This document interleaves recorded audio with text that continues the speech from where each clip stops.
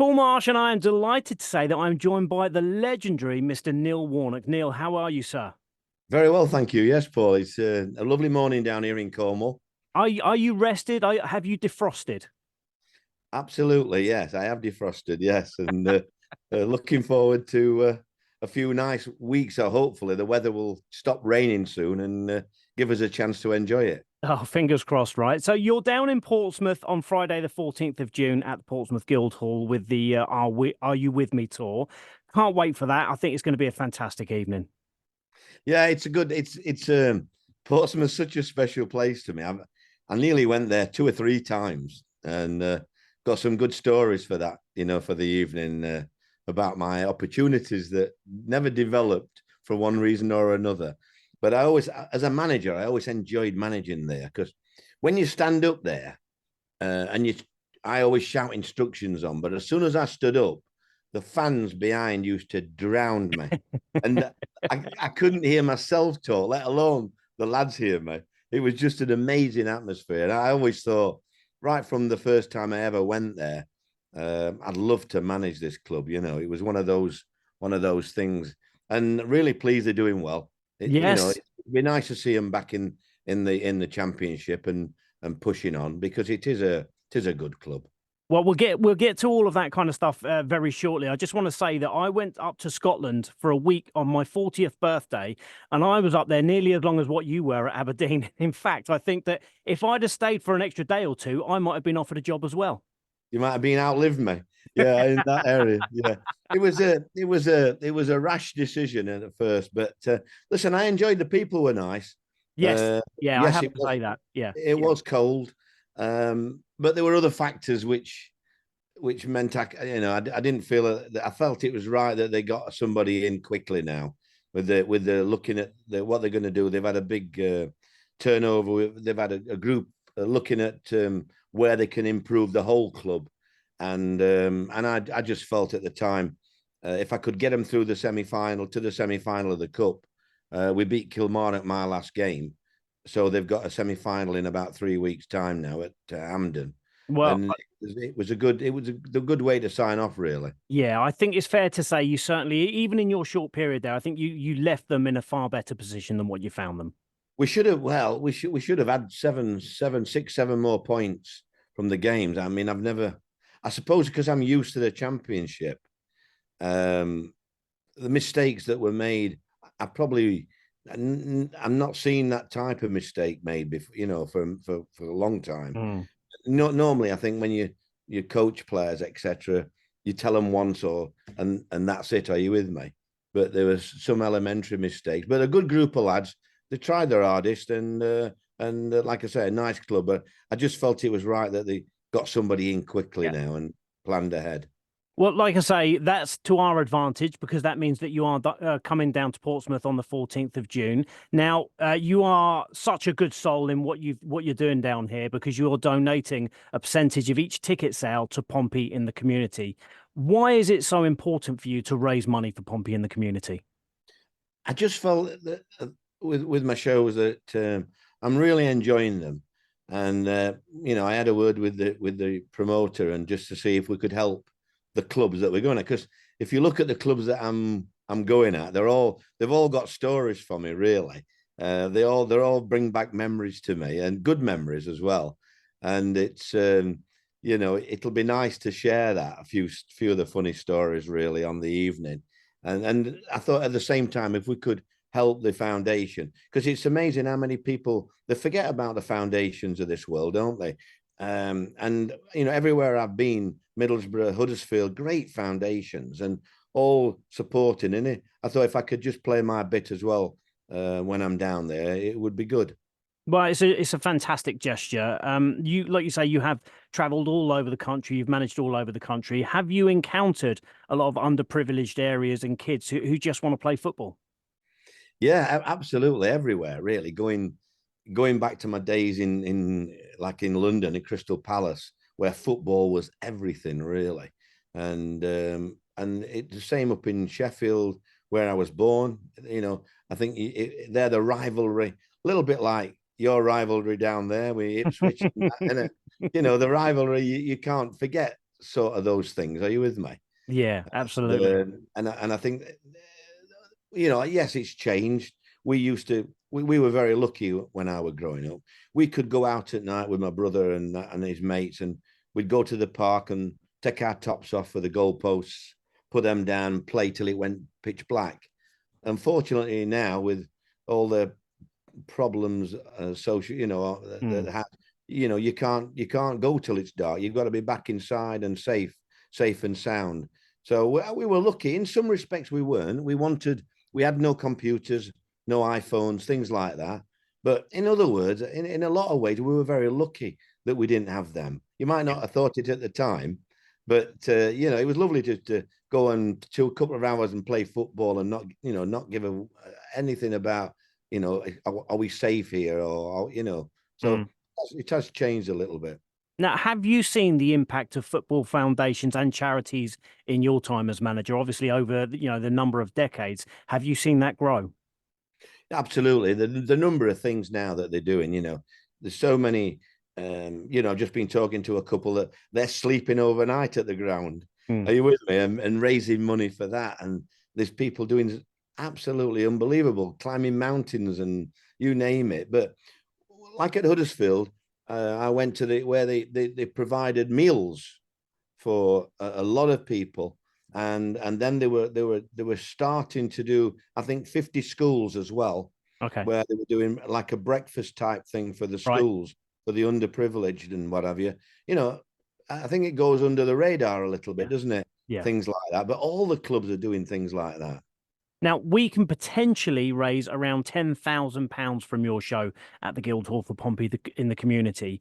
What would you say to anybody right now who's listening, thinking about buying a ticket? Well, it's a no-starter, a no-brainer, isn't it, really? Just get down there, and I'm sure they'll have an entertaining evening.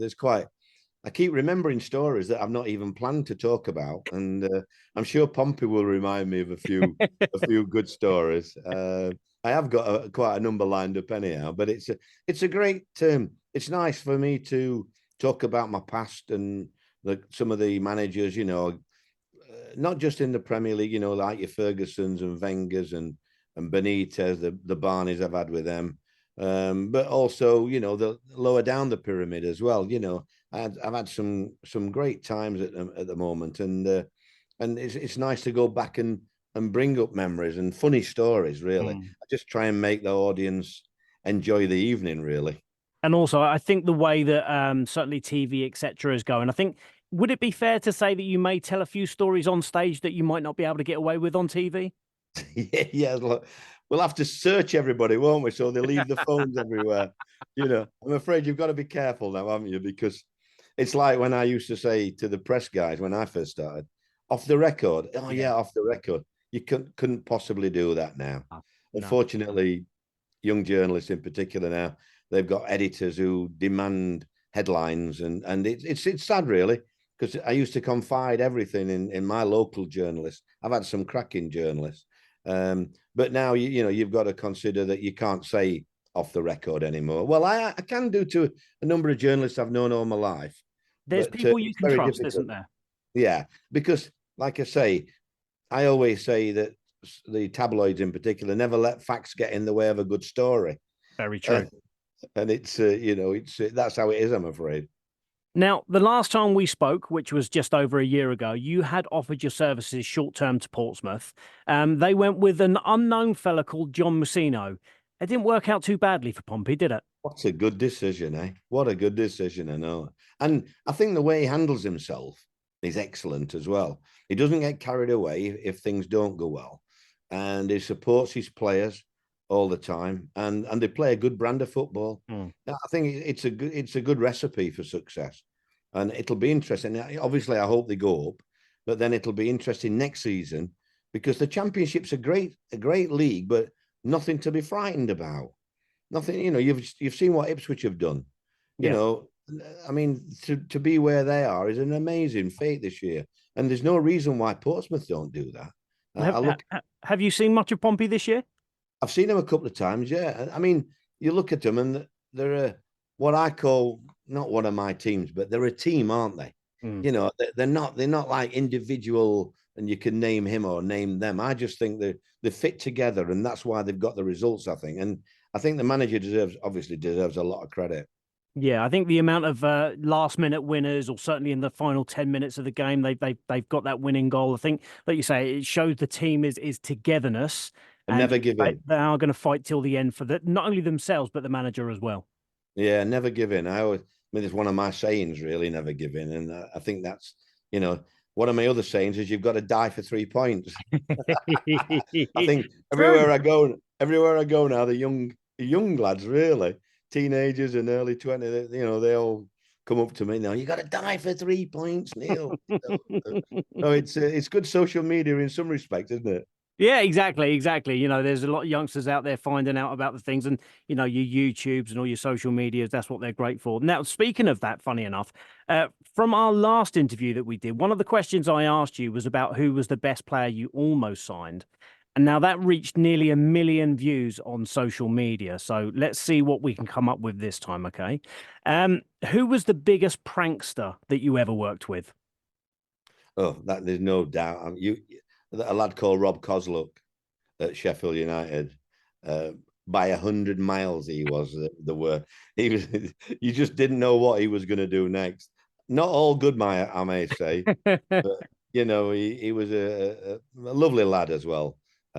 Still keep in touch with him as well. But he was a prankster. He'd move people's cars and everything. Oh, you name it. Any that jump to your mind that you can talk about on radio? Well, we went on pre-season tour down to Cornwall, where we always went because I still lived there, and we used to play. We used to play football against Bodmin and Tavistock, and we wanted a cricket game. We had a cricket game up at I think it was not Bideford, but somewhere out, in the wilds. Constable, somewhere around there. Yeah, and we went out there and we were playing cricket, and all of a sudden this naked man ran across the cricket green and round. I said, "Who the hell's that?" He had a wig on. And, oh my goodness me! I mean, you just goodness knows why he even did it, but that was him. He just didn't know what he was going to do next.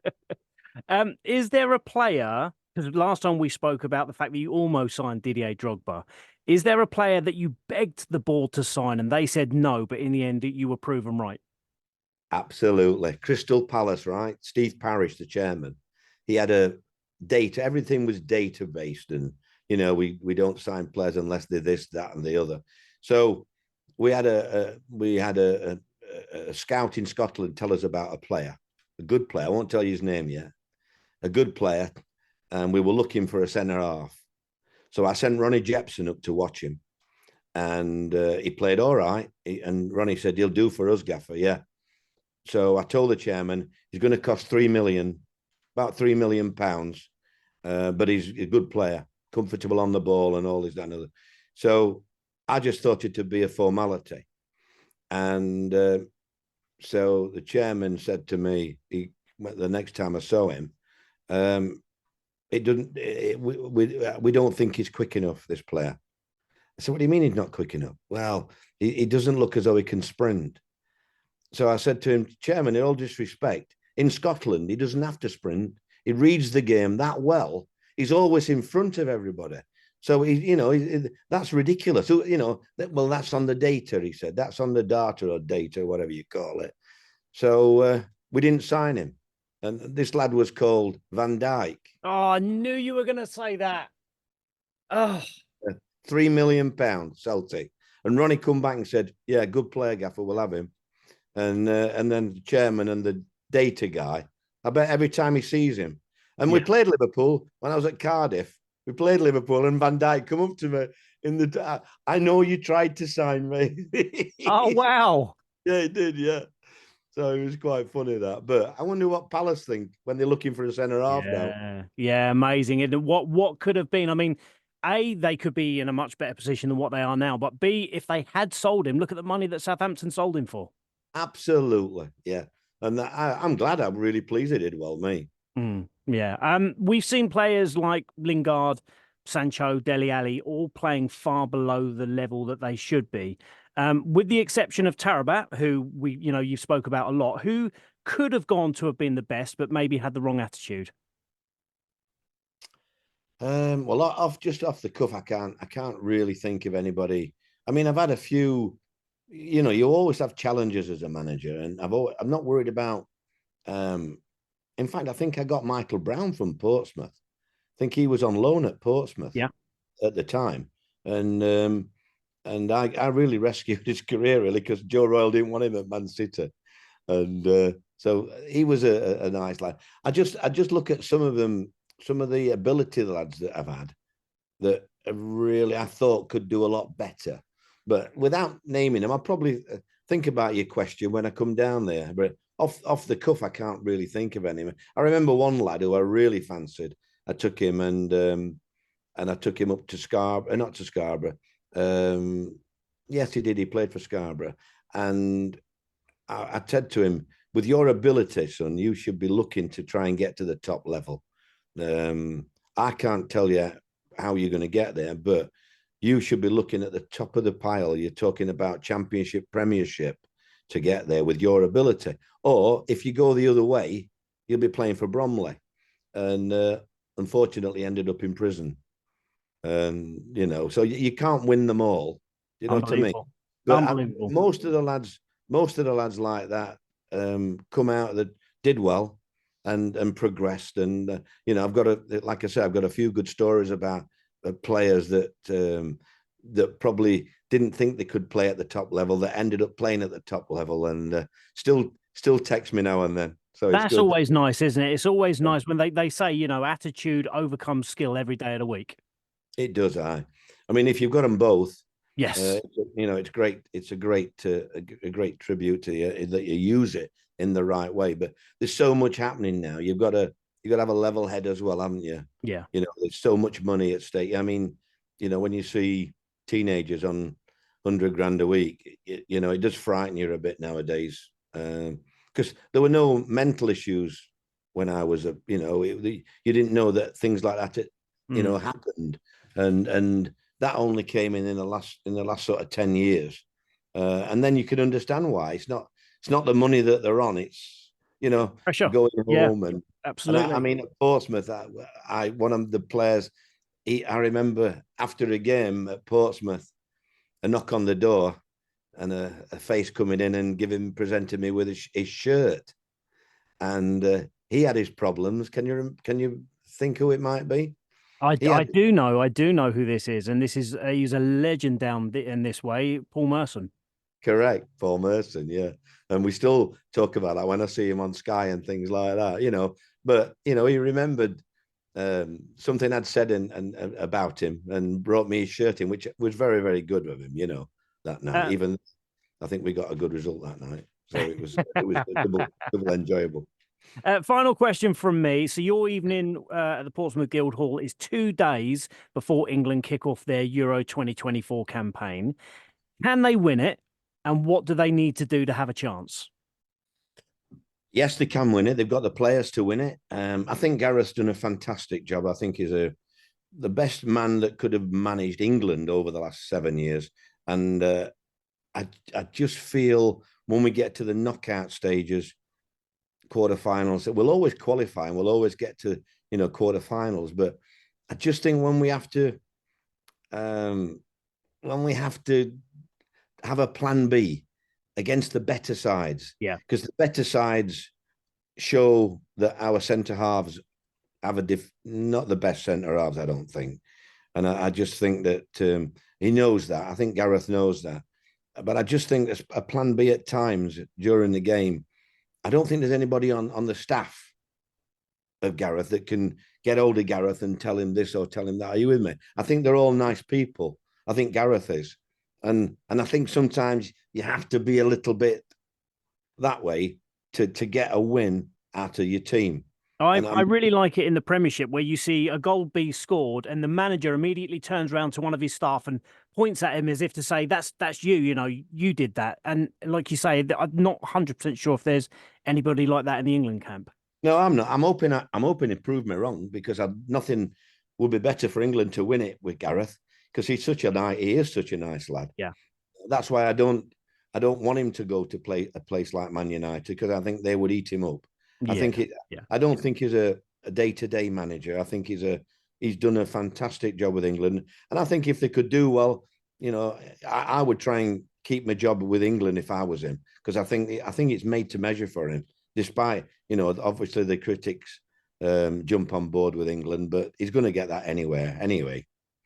Neil, it's been fantastic to talk to you as always. Thank you very much for talking to me. Just a reminder for anybody who has maybe just tuned in and caught the end of this, you are going to be at the Portsmouth Guildhall on Friday, the 14th of June with your Are You With Me show.